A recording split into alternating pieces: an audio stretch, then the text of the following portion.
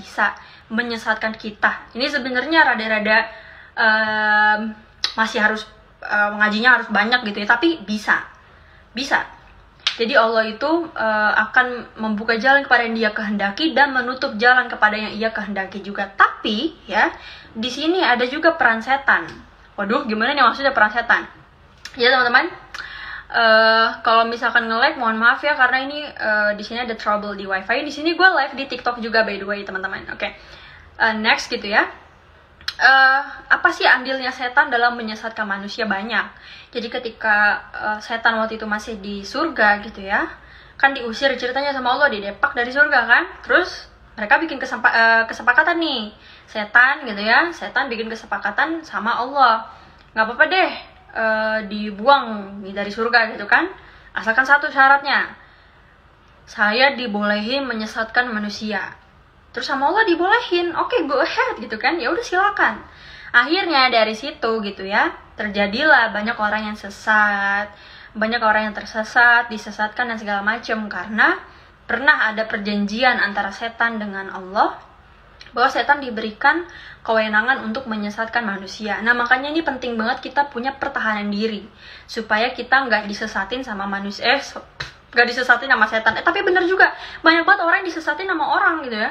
Orang disesatin sama manusia, karena makin kesini kayaknya makin banyak manusia yang kayak setan gitu. Manusia yang kesetanan gitu kan. Makanya kita perlu banget ngamalin yang namanya pegangan amalan yang bisa bikin kita itu tidak tergoda sama setan dan tidak kemana-mana dan tetap pada jalurnya gitu teman-teman. Alright, now kita tadi udah belajar sedikit banyaknya tentang adab berdoa, kemudian baca Al-Fatihah. Nah sekarang kita akan belajar berapa banyak sih sebenarnya yang harus kita baca ketika kita ngamalin surat Al-Fatihah. Oke gini ya, ketika kemarin gue bikin gerakan Waqiah 30 hari, rata-rata kita itu baca satu hari satu surat, yaitu surat Waqiah. Udah dari pagi sampai malam itu doang yang kita baca. Ada juga ya teman-teman, saking mereka niatnya, mereka itu bacanya setiap habis sholat fardu, baca Waqiah gitu. Nah kalau kita tuh harusnya bacanya berapa kali sih gitu kan? Jawabannya adalah tergantung keinginan kalian. Ya yang penting harus imbang gitu loh. Contoh misalkan gaji kita UMR 3.500.000, kita kepengen rumah yang harganya 3,5 M. Dengan gaji 3,5 juta, berharap pengen punya rumah 3,5 M, bisa nggak menurut kalian? Bisa dong. Bisa ditolak.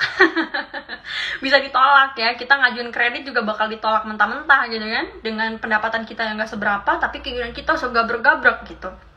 Nah, makanya kita harus memperbanyak gitu loh. Memperbanyak yang namanya apa? Memperbanyak yang namanya pengulangan. Contoh misalkan kita pengen punya rumah harganya 3 miliar, maka apa yang harus kita lakukan? Ya udah baca Al-Fatihahnya 100 kali misalkan. Atau baca Fatihahnya 300 kali, baca Fatihahnya 1000 kali, terserah kalian gitu. Tapi yang paling baik adalah amalan yang dibacanya itu istiqomah, nggak perlu banyak-banyak gitu. Yang penting senantiasa dibaca. Contoh misalkan hari ini dia bacanya 100 kali, besok dia nggak baca, besoknya nggak baca juga, besoknya baru baca lagi, tapi bacanya 10 kali gitu kan. Nah itu baru yang nggak benar gitu. Jadi kalau bisa ya amalannya secukupnya, yang penting istiqomah. Kalau gue pribadi ya ada angka yang disarankan, yaitu 7 kali. Jadi boleh baca 7 kali Al-Fatihah setiap hari gitu ya, terserah mau dibacanya kapan aja, mau setiap pagi, mau setiap habis sholat fardu, mau ketika sore atau ketika mau tidur, terserah. Biasanya gue akan baca istighfar dulu, kemudian gue baru baca doa-doanya apa, dan gue tujukan Fatihah itu untuk siapa.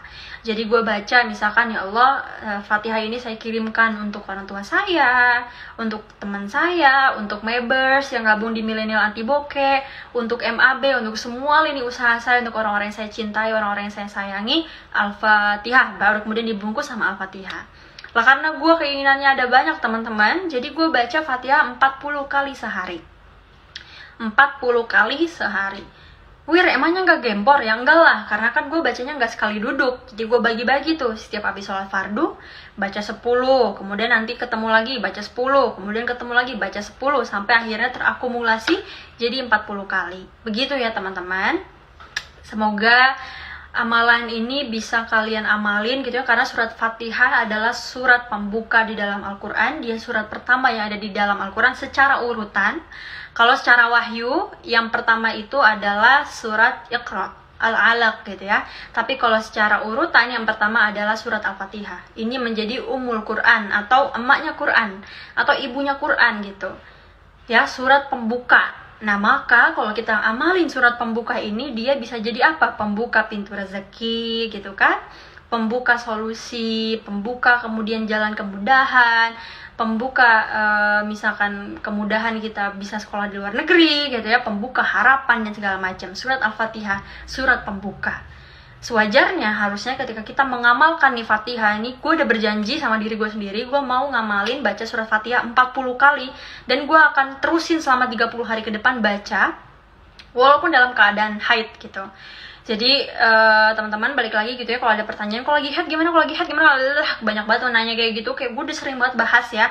Kalau gue ngambil pendapat yang membolehkan baca ketika sedang haid gitu, jadi gue membolehin baca ketika haid, yang penting di dalam hati gitu. Apalagi Fatihah kan udah di luar kepala kita, jadi bisa sambil kayak zikir aja gitu loh teman-teman.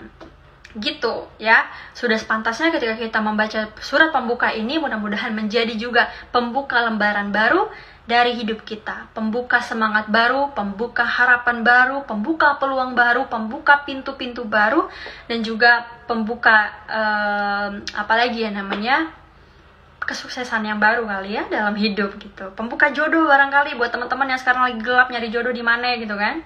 Ya mudah-mudahan aja sedikit banyaknya live malam ini bisa bermanfaat bagi teman-teman. Thank you so much. Jangan lupa diamalin, dan gue titip doa juga buat gue pribadi dan juga buat milenial anti bokeh yang besok bulan Agustus mau anniversary yang ke 1 tahun. So minta doanya. Assalamualaikum warahmatullahi wabarakatuh. Bye-bye. Oh ya BTW, gue pengen bagi-bagi Quran MAB deh. Kalau ada teman-teman yang pengen, nanti lihat story gue ya di Instagram. Ini Qurannya milenial anti bokeh. Nanti gue akan kasih tahu ke kalian gimana cara dapetin Quran ini secara gratis. Gue akan bagi-bagi kurang lebih 5 kayaknya ya, 5 buat teman-teman. Oke, bye bye, assalamualaikum, bye.